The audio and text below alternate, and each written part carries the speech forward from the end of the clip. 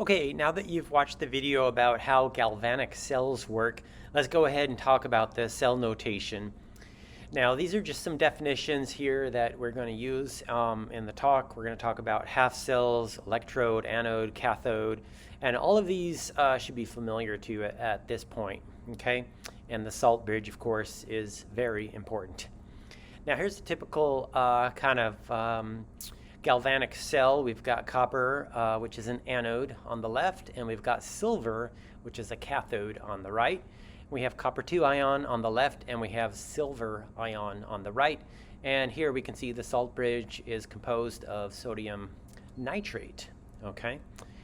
And so we know the half reaction, the redox reaction is shown here as a balanced chemical equation, okay? And so let's talk about the cell notation.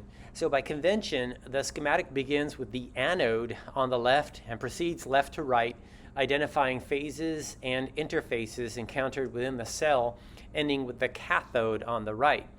So here you can think of the double line as representing a salt bridge in a galvanic cell, and so it's there written as that double vertical line, okay? Now, the relevant components of each half cell are represented by their chemical formulas or element symbols. Now, please remember that metals are usually solid, except for mercury, and that they have a charge of 0. And please also remember that ions are atoms with a negative or positive charge, and these are always going to be aqueous, and so we always leave off the states.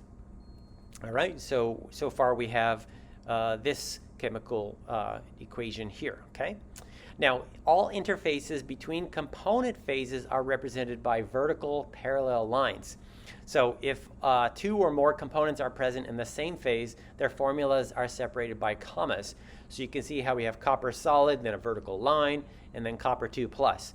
So it means that we have those 2 different phases there on the left or on the anode. And on the right, we have silver solid and silver ion. So we have that vertical line there that just indicates an interface, okay? The cell notation often leaves off states because, as I mentioned, everyone knows that copper and silver are both solids, and everyone knows that all ions, such as blue copper 2 ion and colorless silver 1 ion, are aqueous. Okay, so this is the final kind of cell notation here. Copper line, copper 2 plus, double line, silver line, Ag plus. Okay, so it's a very abbreviated notation of that picture there, where we have 2 solutions and a salt bridge, and there's a wire and all that other stuff. Okay. Now, we generally assume that reactions are carried out at standard state. So again, remember what that means is that the ionic concentrations are 1 molar or 1 mole per liter. But if our cell was not operating at standard state, we would indicate the concentrations with parentheses right before each ion. And so here I'm showing some non-standard concentrations so you can kind of see what the notation would look like. So here on the left we have 0.15 molar copper ion, and on the right we have 0.20 molar silver ion. So that's what it would look like if you didn't have exactly 1 molar. Otherwise, the word problem is going to tell you what the molarities are, or just that, hey, it's standard state, okay? Finally, I want to point out that the cell notation does not represent the balanced chemical equation. So if you look at the balanced redox equation, you can see a couple of coefficients of 2, and it is not shown in the cell notation, okay? These are not a balanced chemical equation in the cell notation. All right, so let's take a look at this galvanic cell. This is a picture from the OpenStax chemistry textbook. Here, the anode on the left, we see that magnesium is undergoing oxidation. So it starts out as a neutral magnesium metal, and it changes to magnesium ion with a +2 charge. Okay? So, but let's look at what's going on with the cathode. That's the in the beaker on the right there. We see that we have a platinum cathode, which is an extremely inert metal. It is a metal since it needs to conduct electrons along the length of this electrode as it makes contact with the solution below, right, as all wires would conduct electricity. But there's no chemistry happening with the platinum. Instead, it looks like iron 3 ion is being reduced to iron 2 ion. You can barely see the little arrow there pointing from iron 3 to iron 2. Okay? So let's try to write a cell notation for this galvanic cell. First, we write the anode on the left and the cathode on the right, and we separate them with 2 vertical lines, okay? And we know magnesium is changing to magnesium ion, and I'm balancing that half reaction with the +2 electrons there. All right. The notation of this would just be magnesium with a vertical bar, then magnesium 2+, like this as shown. So it's very simple for the magnesium or the anode half reaction, okay? Now let's think carefully about what is happening in the cathode. We have iron 3 ion being reduced to iron 2 ion, and this can be written as a half reaction like this, where we have iron 3+ plus 1 electron going to form iron 2+, okay? And so now that we have the chemical formulas, we can write what's going on in the cathode. We have iron 3+. We always work from left to right. We have iron 3+ being converted to iron 2+, right? So we have Fe3+ on the left, and then we have Fe2+ on the right. So remember that we do not use a vertical bar to separate the two ions because they are both aqueous. We instead use a comma. But this does not fully depict our cell, which has platinum in it. And for the ions, there's no metal to conduct electricity. So what do we do here?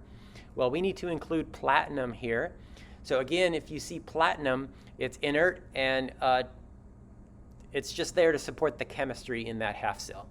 Okay, now that we see how this works, let's do a practice problem, okay? All right, so here's our reaction. Write the cell notation for the following redox reaction. We've got tin 4 ion plus zinc metal, yielding tin 2 ion and zinc ion, all right? So what do we do? Step 1, identify the oxidation reaction. Remember, that's where the anode is. We want to see what substance is losing electrons. I see that zinc metal here is being transformed to zinc ion with a loss of 2 electrons. So this would be our half reaction. Okay, zinc going to zinc 2+ plus 2 electrons. So remember, oxidation is loss of electrons, and the anode is where electrons are produced, okay, in an electrochemical reaction. So we can now write the notation for what is going on here, at least on the anode side of the reaction. So we have zinc with a vertical bar and zinc 2+. So that's what we want to do for that part, all right? Now we want to identify the other half reaction. So remember that reduction is a gain of electrons, and this is going to be where the cathode is, all right? So here you should easily recognize that we start with a tin 4 ion that gains 2 electrons, okay?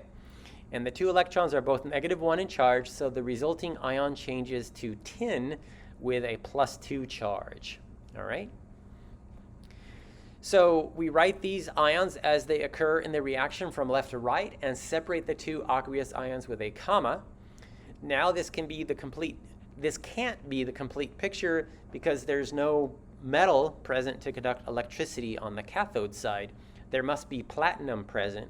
And this is not when you know when to include platinum, when you just have ions present, or gases like chlorine gas present, for example.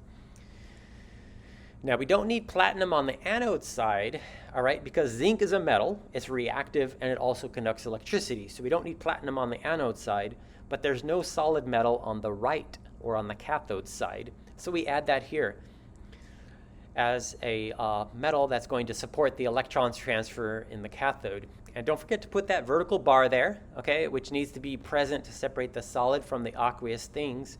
And the vertical bar is one of those weird keys on your keyboard, and you'll find it located on the above right-hand corner of your keyboard, right above the return or the enter key on your keyboard, okay? So the textbook has some very good problems. The answer to this one, problem 11A, is in the back of the book. So give it a try. Thanks for watching, and have a great day.